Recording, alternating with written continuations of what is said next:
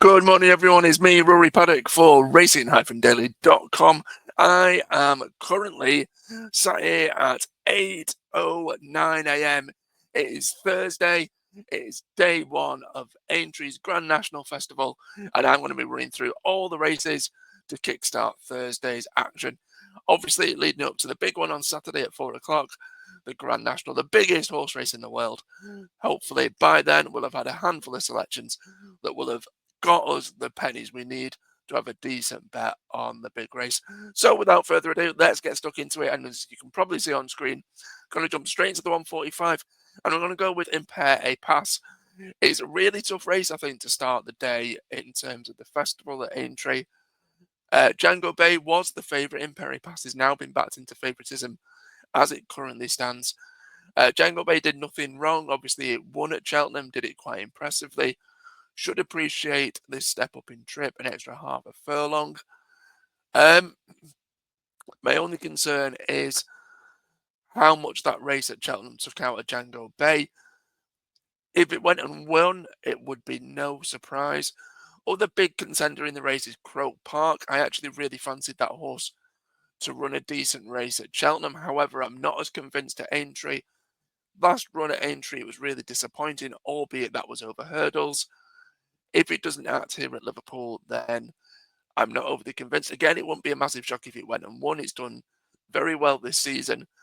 Impere Pass was a horse that I actually liked for the Cheltenham Festival, just as an each-way alternative to the race that he was in, which I can't remember off the top of my head. Ended up being withdrawn. I'm hoping that's a good thing. Obviously, Willie Mullins, Paul Townend on board. I've edged my bets, and I've gone for Impere Pass to finish in the top two. 4-6.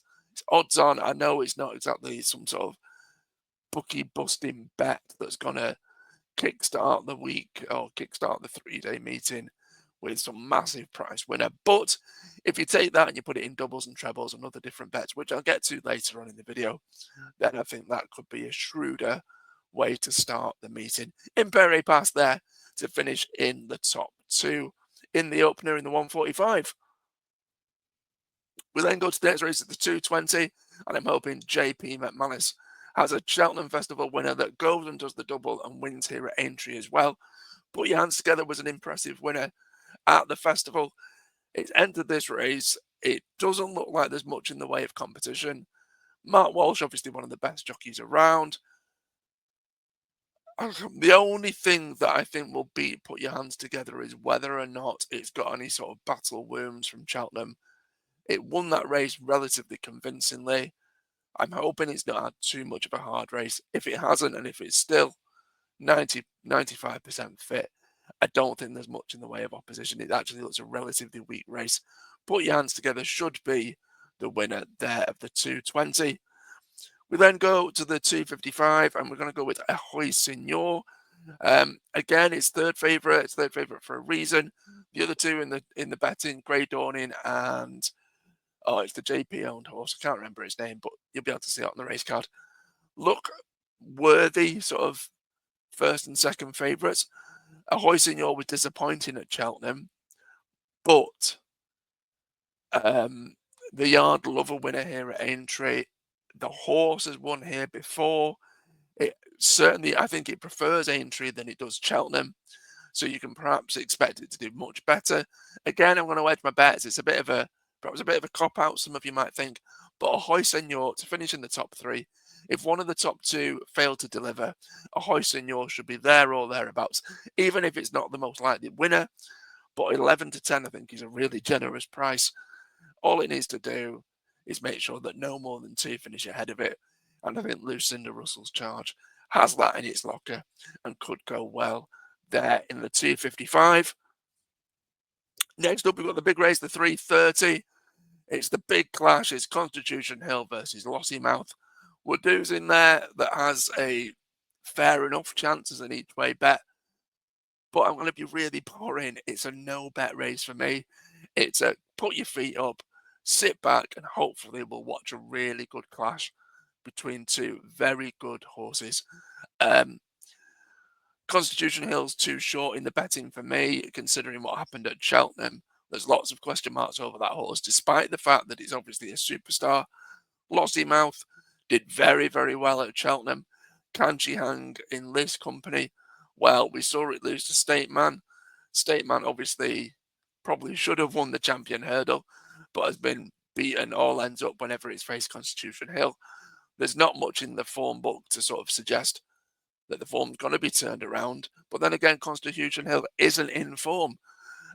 Do we see a big shock and something else ends up beating the pair of them? I don't think so. But too short in the betting. Can't be confident about anything. It's a case of hopefully all horses stay on their feet and we get to see a really good race. If you're going to have a bet, then by all means, all the best here. But it's one I'm going to leave very much well alone. The next race is the first of 3 races this week we're going to see over the big national fences. And there's a couple here in the 405 that I think could go well at big prices.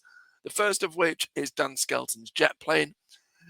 Jack Andrews is booked in the saddle, could have a decent ride there. I think Jack Andrews actually is probably one of the more talented younger jockeys that we'll be seeing take a ride in this race. And I think for that reason, this horse is fair enough. I think 28 to 1 is perhaps a bit overpriced, but Jet Plane, couple of small quid each way uh, bets there in the 405. Also in the same race, Percussion, 33 to 1 is a ridiculously big price. As you can see, probably here in the background, the sirens.